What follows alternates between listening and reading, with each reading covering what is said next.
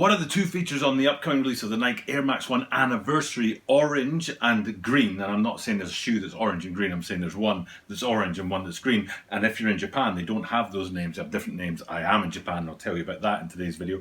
But what two features on these guys could they have done just a little bit more with, which would have elevated these shoes right out of the stratosphere and made them absolutely epic? They haven't done it. I'm going to tell you about what I think of that today, but also I'm going to lead you through all the little hits on these shoes that do make them a pretty cool release of the Air Max 1s, especially with that anniversary sort of feel that throws back to 2017 when these guys were celebrating their 30th anniversary year. As many of you will know out there, Air Max 90 is celebrating its 30th anniversary this year, so a lot of drops from that line. But we're coming back with these guys today, just a little throwback to 2017, great looking shoes, couple of points on there that I wish they'd done a little bit more with, and some really nice hits on the branding. So we'll be looking at that in today's video as we look at the upcoming release of the Nike Air Max 1 Anniversary Green and Orange.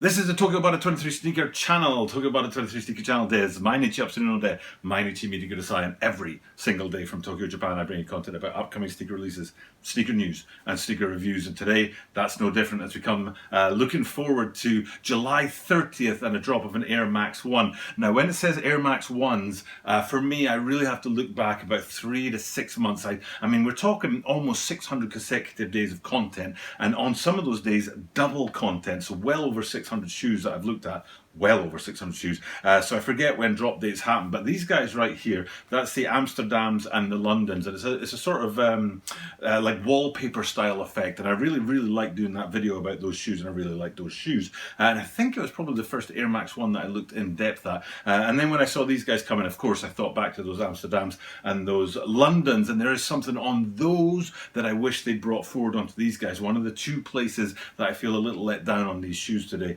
But there's also that bit that I said about being here in Japan, about the names of these guys in Japan. Now, I don't know about out there, don't know about overseas. It's really hard to see the sort of full picture from Japan. I mean, Japan's a democratic country and you have access to the internet and all that. It's not like China where you have the great firewall of China and Google doesn't work and stuff like that, and you rely on much less information.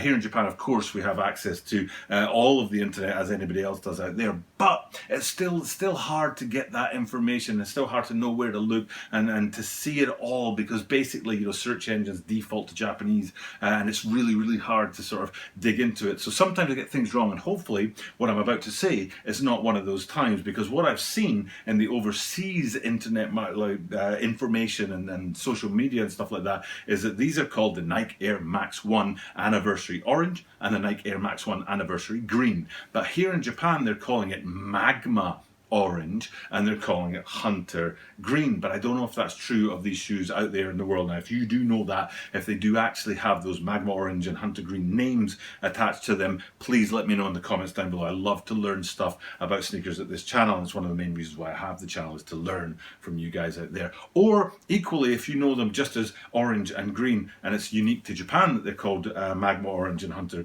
Green, then that's great to know as well. So, you know, let me know in the comments down below. Love to hear from you guys out there, and I love to be taught. I like to learn more and more about sneakers. Love that part of having a channel. And then I said at the top of this video, before we get into the, you know, looking at the branding and the construction of the shoe, the two places where I wish they'd done more.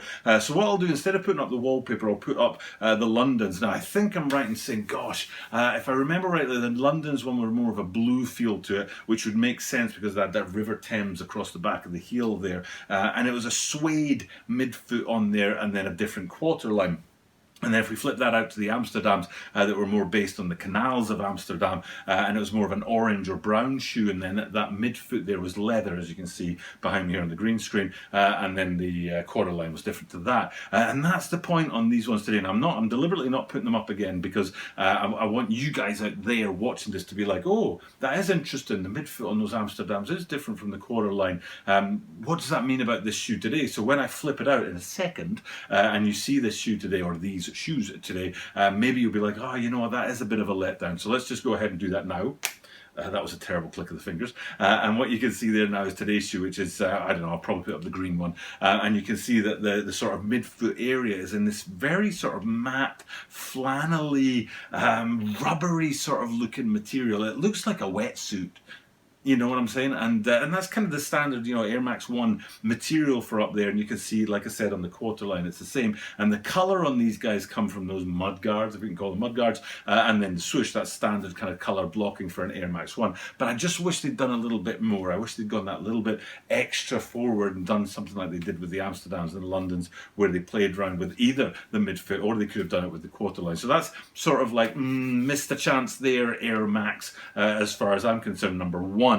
But number 2 is, I'm going to put up the orange ones for this, because it was the orange ones that really made me think of this. I looked at the orange pair, and it's a pair. It's not the lateral, it's not the medial, and I'll get into laterals and medials in a minute. It's the pair there, and just wasn't really looking, but I was like, oh, that's cool. Look at that orange sole. And I was thinking, it's an orange sole front to back. I didn't really look further down the shoe, and you can actually see on these guys that the orange only goes, like halfway down the forefoot, and then it flips out to black, I think it is, on the side, looking at it from the side. And then if we flip them upside down, let's have a look at the, since we were looking at the orange, let's have a look at the green outsole. And you can see it's a very simple outsole, and the green on there, which is the same as the orange, is in a tiny little part towards the front of the shoe. It's not even across the front of the shoe, it's just in a tiny little part there. And I think if they'd gone with a full orange, full green, front to back, toe to heel outsole on these guys, it would have been absolutely fire. It would have really, really popped off.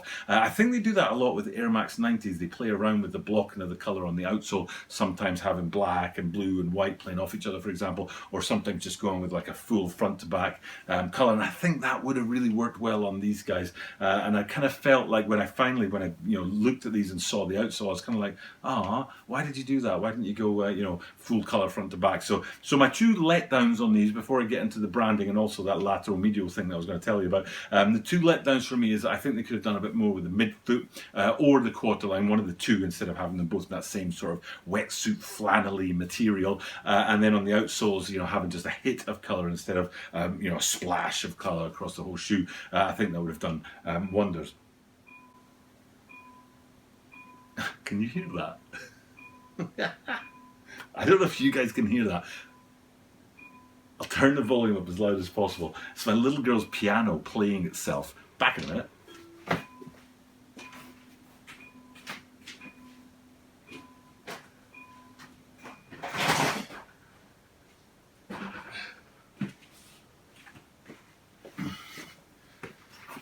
And I always leave this kind of stuff in the videos because I think it's authentic and it's real life. This is the offending piano, and it's in the playpen over there, and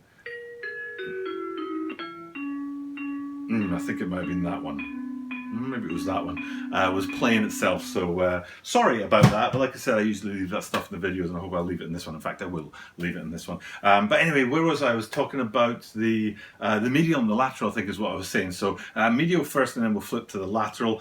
Just doing that very quickly because I was talking in the video the other day about how the sites I was looking at, they'd actually put up the different angles on the shoe, the different elevations on the shoe, and they had the medial side and the lateral side, but they were actually both medial sides that they were showing us and not a medial and a lateral side. But in the case of these guys, I did look carefully, and it is a medial and a lateral side that they're showing us, not 2 medials like I talked in that video the other day. I think it was a Vapor Max 2020. I think it was the smoke greys, but I might be wrong in that. But yeah, so the right pictures are out there, and people are getting the right stuff. And if you, like I say, if you've seen that video, you know what I'm talking about. Now into the branding on the shoe, the 2 particular places to look. There are actually 3 things that I really wanted to look at in terms of the branding and the colours. One was the swoosh on the sides, which I've already mentioned, being above those mud guards to give you that sort of colour, the duality, if you like, of the colour that comes on Air Max 1s in this sort of standard colour block. And you've got the green or the orange, and then the rest of the upper is either white or light grey. So it's kind of like basically 2 colours, light grey, 3 colours, but you know what I'm saying. So that's a big pop of colour. But I want to go up onto the tongues and look at the tongue branding on the top there, because on both tongues it's a white tongue and a white tongue patch. But on that you've got the colour branding in green on one and orange on the other, and it says Nike Air Max.